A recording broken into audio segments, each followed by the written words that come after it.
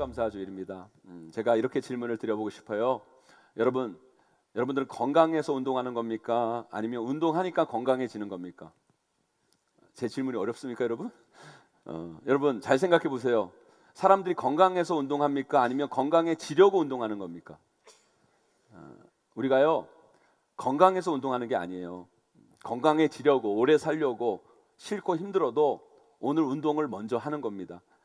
그래서 건강해서 운동하는 게 아니라 운동하다 보니까 건강해지는 거죠. 감사도 이와 같습니다. 우리가요, 감사할 일이 있어서 감사하는 게 절대 아닙니다. 감사하는 삶을 살려고 우리는 감사를 먼저 해야 되는 거예요. 우리는 감사하는 삶, 행복한 삶, 평강의 삶을 누리기 위해서라도 우리는 감사를 먼저 해야 된다는 거예요. 우리가 우리의 삶을 잘 살아내려면 삶의 순서를 잘 정하고 나아가셔야 돼요. 인생이 꼬이고 힘들고 어려워지는 삶을 이렇게 보면요, 이 삶의 우선순위가 잘못되어 있는 것을 보게 됩니다. 신앙생활이라는 건 뭐냐? 이렇게 왜곡되어지고 혼란스러운 우리 삶의 순서를 바로 정렬하는 게 우리의 신앙생활입니다. 삶에서 나의 가족, 내 일, 내 돈, 내 욕심, 이런 것밖에 우리 인생에 차지하신 것이 없는데, 이것이 우리 삶의 우선순위였었는데, 예수 그리스도를 믿는 그 순간 우리 삶의 우선순위가 바뀌죠. 하나님이 제일 앞에 놓이게 되고, 내 사명, 교회, 나 가족, 이웃, 나, 그렇게 순위가 바뀌어 가는 것, 그것이 바로 신앙의 과정인 거예요. 그래서 신앙생활을 잘 하려면요, 삶의 순서를 잘 정해 가셔야 됩니다. 감사라는 게 그래요. 우리 삶에서요, 신앙에 있어서 감사가 참 중요하거든요. 감사해야 된다, 감사해야 된다, 우리는 잘 알잖아요. 그런데요, 대부분의 사람들이 감사가 잘 안 돼요. 아니요, 못해요. 그 왜 그러냐면 이 감사의 프로세싱, 이 감사의 순서를 잘못 인식하고 있기 때문이에요. 대부분의 사람들은요, 이 감사를 이렇게 인식합니다. 감사할 일이 있어야 감사한다. 아니, 감사한 일이 없는데 어떻게 감사하냐? 감사한 일이 생기면 나는 감사하겠다. 그러니까 항상 감사할 일이 먼저예요. 그리고 그 다음에 감사하는 게 나중이라고 생각하는 사람들이 많아요. 그게 아니에요, 여러분. 감사가 먼저 하고 그 다음에 감사할 일이 그 다음에 생기는 거예요. 여러분들이 감사할 때 감사할 일이 생기고 감사의 삶을 만날 수 있게 되는 거예요. 이 순서를 깨닫는 여러분 되기를 원합니다, 여러분. 어떤 목사님이요, 이런 기가 막힌 말씀을 하시던데요, 불평하면 내 인생에 불뱀이 찾아오고 감사하면 내 인생에 감격이 찾아온다. 이스라엘 백성들이 광야에서 하나님과 모세에게 불평했을 때 그들에게 찾아온 것은 불뱀이었어요. 불뱀이 찾아와서 그들의 삶을 망가뜨리고 그들의 공동체를 파괴해버리죠. 사실 불뱀이 그들의 삶과 공동체를 망가뜨리는 것이 아니라 불평이 불뱀을 불러오게 되고 결국 불평 때문에 그들의 삶과 그들의 공동체가 망하게 된 거예요. 그런데요, 이스라엘 백성들이 광야 가운데 그 힘들고 어려운 상황 가운데서도 감사하며 나아갔을 때 그들의 삶에는 놀라운 인생의 감격과 기적들이 펼쳐지게 되는 것을 우리는 말씀을 통해 보게 됩니다. 사랑하는 성도 여러분, 오늘 추수감사주일인데요, 여러분의 삶은 요즘 어떠십니까? 많은 분들이 요즘 경기도 안 좋고 뭐 되는 일도 없고 인생이 참 힘들고 어렵고 피곤하다고 말들 많이 하십니다. 상황과 형편이 그렇다고 그 현실에 맞추어서 우리가 불평하게 된다면 여러분의 인생에 무서운 불뱀이 찾아오고 그것이 여러분의 삶을 망하게 하는 거예요.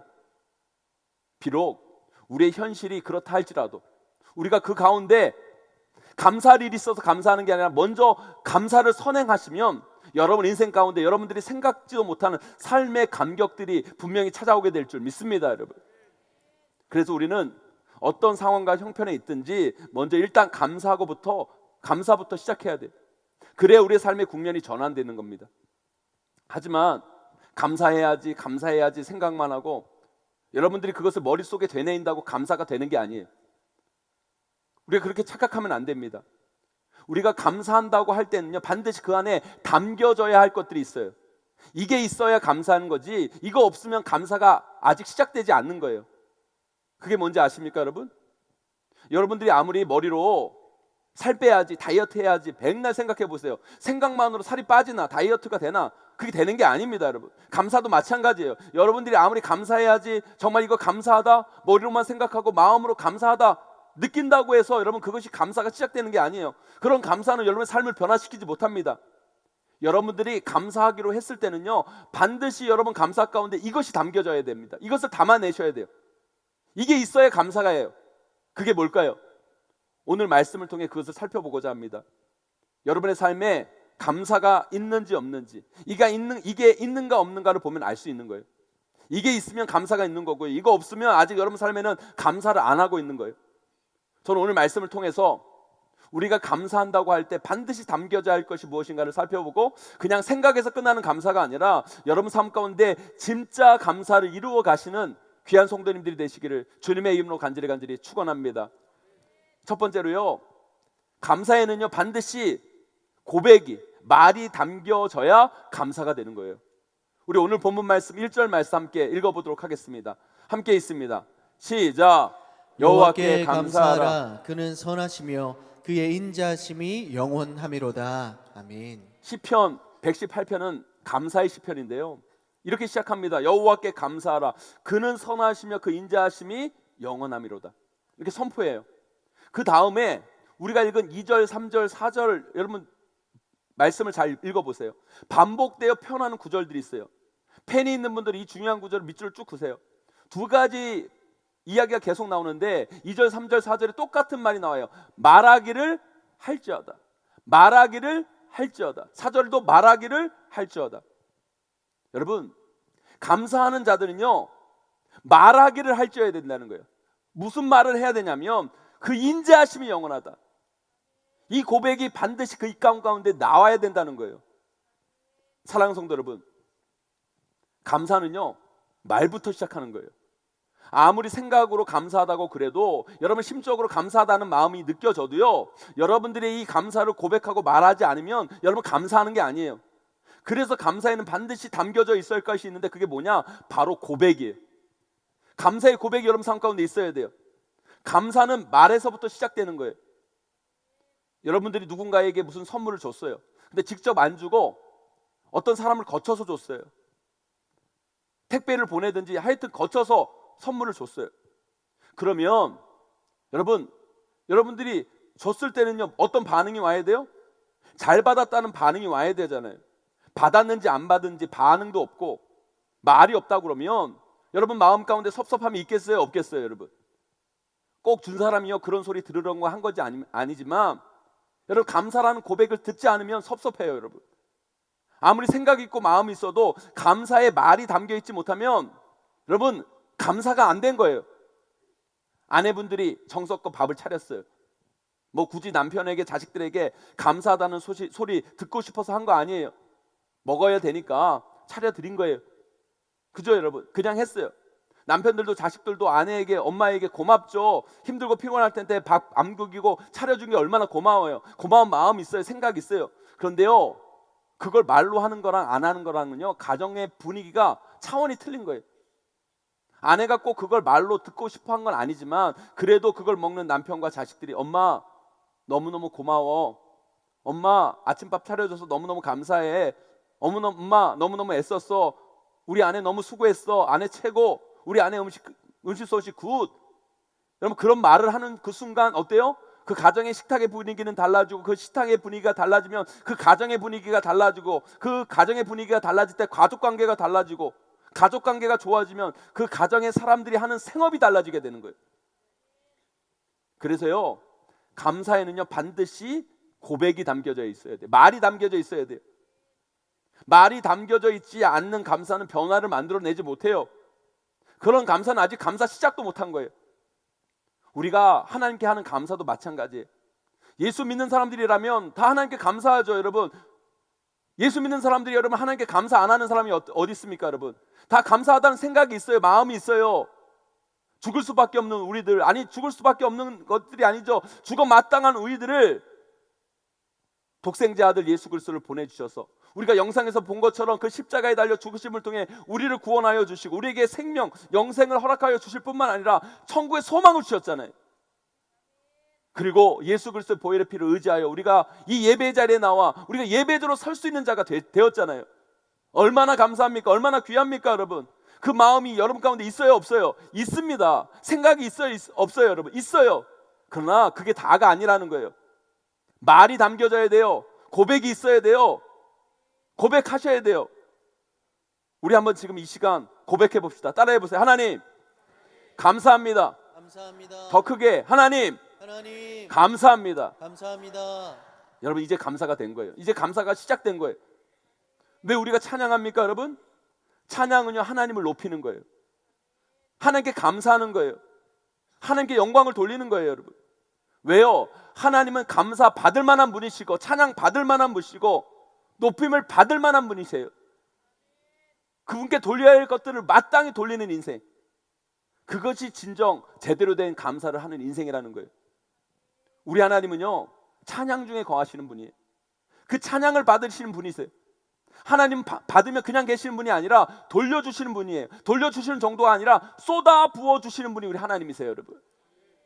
사랑하는 성도 여러분, 돈도 안 드는 건데 뭘 그렇게 아끼세요? 입만 다물고 있으면, 여러분 아무 말 안 하고 있으면요 입에서 이상한 냄새만 나는 거예요.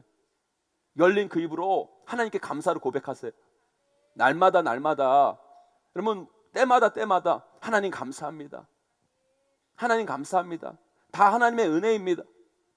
여러분 입술의 고백으로 찬양과 그 감사와 그 영광과 그 높임을 올리시기를 간절히 소망합니다. 그럴 때 여러분 가운데 더 큰 은혜와 더 큰 사랑과 더 큰 복이 여러분 가운데 임하게 될 줄 믿습니다. 두 번째로요, 감사에는요 드림이 항상 담겨져 있어요. 드림. 우리나라에는요 어버이날이 있잖아요. 어버이날 때 자식들이 부모에게 뭘 달아드리죠 여러분? 뭘 달아드려요? 카네이션을 달아드려요. 자기를 키워주신 부모님의 은혜에 감사하면서 카네이션을 뭐 사기도 하고 만들기도 해서 달아드리는 날이 어버이날이에요.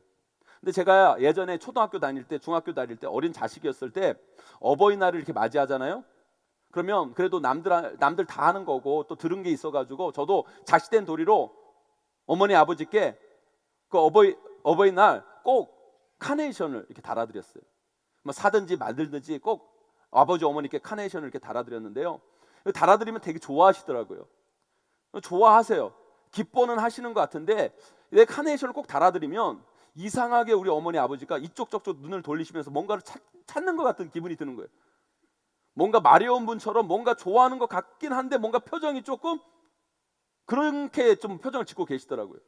제가 그때는 솔직히 부모님이 왜 그런지 잘 몰랐어요. 그런데요 제가 부모가 되어 보니까 그 마음을 알겠다라는 거예요.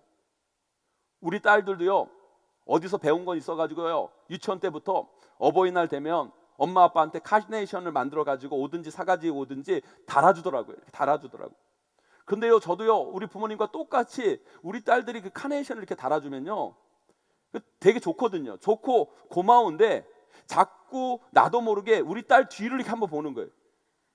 고맙기는 한데 뭔가 좀 그렇고 마치 화장실 가서 뒤처리 제대로 안 한 마음이 막 드는 거예요. 내 마음 가운데. 근데 그 허전한 마음이 저는 뭔지를 몰랐어요. 그런데요 제가 최근에 그 허전한 마음이 뭔지를 제가 깨달아 알았어요. 아 이거였구나. 이것 때문에 내가 허전했었구나. 그게 뭐냐면 우리 딸들이 이제 중학생이 되고 고학년이 되니까 어버이날 카네이션을 딱 달아주는데요, 그걸 달아주면서 이제 뭘 하나 또 갖고 오더라고요. 화장품을 주든지 무슨 작은 양말이라도 사서 아빠에게 주더라고요. 그런데요 그때부터는 뭘 두리번 하지 않더라고요. 껄쩍지근한 마음이 없어요. 그냥 시원한 마음이 드는 거예요. 솔직히 제가 뭐 이렇게 바라는 스타일이 아니거든요. 근데요 딸들한테는 그걸 바랬나 봐요. 제가 솔직히 왜요? 사랑하니까, 좋으니까. 여러분 생각해 보세요. 부모가 자식만큼요 자신의 모든 정성과 애정과 모든 것을 쏟는 대상이 어디 있습니까 여러분? 부모는요 자식에게 그 모든 것을 다 쏟아붓는 사람이 부모인 거예요. 근데 그 부모에게 그 딸들이 그 정성을 다 쏟아붓는 자녀들이 그 부모에게 그렇게 보답을 한다라고 한다면 그 어떤 보답보다도 그 부모는 그것이 너무도 기쁘고 행복한 거 아닙니까 여러분? 부모님 감사하죠. 부모님께 감사하지 않는 자식이 어디 있어요? 다 감사해요. 그런데요 진짜 큰 감사에는요 드림이 있어야 돼요. 뭘 좀 드려야 돼요. 용돈을 드리든지 선물을 드리든지. 물론 우리 부모님들이 뭘 바라고 한 건 아니에요. 그냥 한 거예요. 찾아와 준 것만도 고맙고 전해준 것만도 고맙죠. 그런데요 드리면 더 고마워하세요. 더 좋아하세요. 그래야 부모님 자식도 키운 보람도 있고 뿌듯하고 뭔가 자식 키운 보상을 받은 것 같기도 하고 고생한 보상을 받은 것 같기도 하고 작은 거 하나라도 받을 때 마음이 시원해지면서 그죠? 저만 이상한 사람이에요 여러분? 왜 저만 이상한 사람 만드세요 여러분? 제가 보면요 감사는요 말로 시작해서 드림으로 완성되는 거예요. 그렇게 감사하는 자가 진정으로 감사하는 삶을 사는 거예요. 우리 시편 118편 27절 28절 읽어보겠습니다. 함께 있습니다. 시작. 여호와는 하나님이시라. 그가 우리에게 빛을 비추셨으니 밧줄로 절기제물을 제단불에 멜지어다. 주는 나의 하나님이시라. 내가 주께 감사하리이다. 주는 나의 하나님이시라. 내가 주를 높이리이다. 아멘. 제단에는요 제단뿔이 있어요. 왜냐하면 제물이라는 것은 어린 양이나 염소. 근데요 그걸 각을 떠가지고 태우다 보면 이게 살아있기 때문에 튀어나와요. 그래서 그 제물들이 튀어나오지 못하도록 제단불에 꼭꼭 싸매서 불태웁니다. 오늘 말씀 이 시편 저자는요 이 감사의 시를 적으면서 마지막을 어떻게 끝맺음하냐면 이렇게 끝맺음합니다. 하나님 너무너무 감사합니다. 하나님 너무너무 감사합니다. 내가 하나님께 너무너무 감사하여 제가 제물이 되어 당신께 드림바 되겠습니다. 어떤 고난과 아픔과 어려움이 온다 할지라도 나를 꼭꼭 제단에 묶고 하나님께 나 자신의 전부를 드리겠습니다. 당신을 위해 나를 삶을 바치겠습니다. 이렇게 드림으로 이 감사의 시편을 끝맺음하는 것을 보게 됩니다. 사랑하는 성도 여러분, 하나님께 감사하십니까 여러분? 정말 하나님께 감사합니까? 드리세요. 여러분의 자신을 드리세요. 여러분의 시간을 드리든지 여러분의 헌신을 드리든지 여러분의 물질을 드리시든지 여러분의 삶을 드리시든지 드리셔야 돼요. 그게 진짜 감사예요. 드림이 없는 감사는 가짜예요 여러분. 드리는 사람이 감사하는 사람입니다. 드림이 없으면 감사는 완성되지도 않고 끝맺음이 안 되는 거예요. 이 시대가요 그 전보다는 솔직히 전 시대보다는 우리가 풍요로운 시대를 살아가잖아요. 그러나 행복감은요 그 전보다 훨씬 더 이 시대에 점점 사라져가고 있어요. 저는 그 이유가 물리적으로는 우리가 풍요로워졌을지 모르겠지만 마음적으로는 너무 인색한 시대를 살고 있다는 그런 생각이 들어요. 이 시대에 나누고 베풀고 드리는 마음보다는 뺏고 받고 얻으려고 하는 마음, 조금도 손해보려고 하지 않고 어떻게 해서든 더 가지려고 하고 더 많이 소유하려는 우리의 마음이 이 시대를 병들게 하고 있을 뿐만 아니라 우리를 불행으로 몰아넣고 있는 거예요. 인색함은요 우리의 마음을 병들게 합니다. 그러나 나눔과 드림과 베품은요 우리의 마음을 풍요롭게 하는 거예요. 사랑하는 성도 여러분, 이웃에게나 하나님께 여러분 제발 인색하지 마세요. 그 인색함은요 우리 안에 감사를 잃어버리게 만들고 결국 그것이 여러분의 행복을 빼앗아가는 거예요.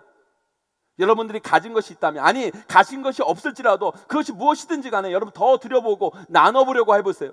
그럴 때 여러분 삶 가운데 풍성함으로 다가오신 하나님의 은혜를 만나게 될 줄 믿습니다. 여러분, 우리가 지금 다니엘 기도회를 하잖아요. 제가 다니엘 기도회를 시작하면서 나라와 민족을 위해 기도하고 교회를 위해 기도하고 우리의 가정과 제 목회와 여러 가지를 위해 기도하면서 21일 동안 기도하면서 그런 생각이 들었어요. 21일 동안 기도하면서 그냥 기도하는 게 아니라 하나님 앞에 하루도 빠짐없이 예물을 드리면서 헌금을 드리면서 참여해야 되겠다. 그런 생각을 하면서 이 다니엘 기도회를 참여했어요. 그런데 그런 결정을 하고요 처음에 갈등이 막 생기는 거예요. 그렇다면 매일 얼마를 꾸준히 드려야 될까?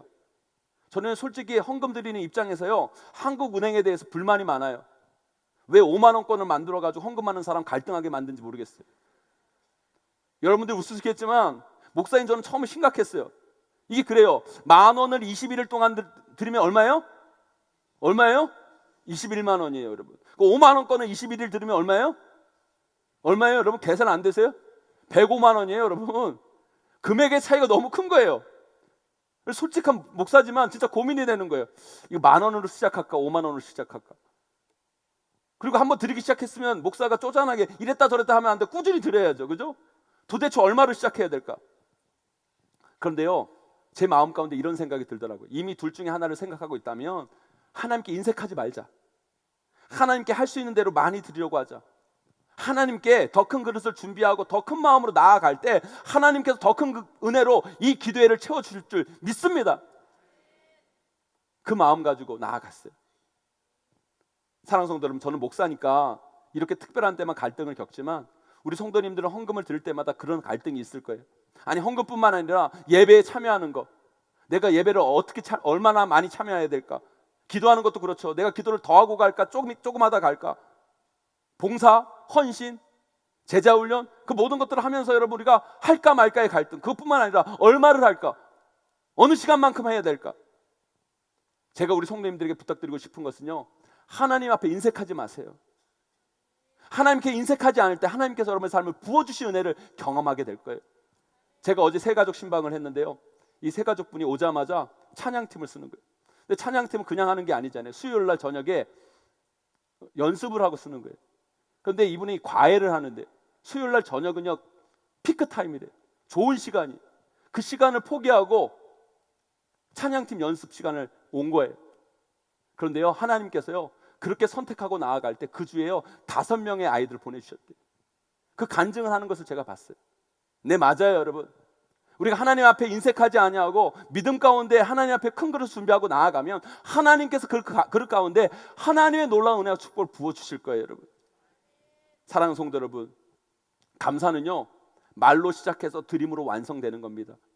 누구를 만나든지 어디에 속하든지 감사에 여러분 이 둘을 담아보세요. 말을, 드림을 감사에 담아내 보세요. 반드시 여러분의 삶은 더 큰 감사로 넘쳐날 뿐만 아니라 더 풍성한 삶으로 나아가는 계기가 될 줄 믿습니다. 오늘 추수감사주일, 오늘 들은 말씀 기억하여 말로 감사를 시작하고 드림으로 감사를 완성하여서 여러분 삶의 진정한 풍성함이 무엇인지, 진정한 기쁨이 뭔지, 진정한 감사의 삶이 무엇인지 깨닫는 저와 여러분 되시기를 주님의 이름으로 간절히 축원합니다. 기도하겠습니다.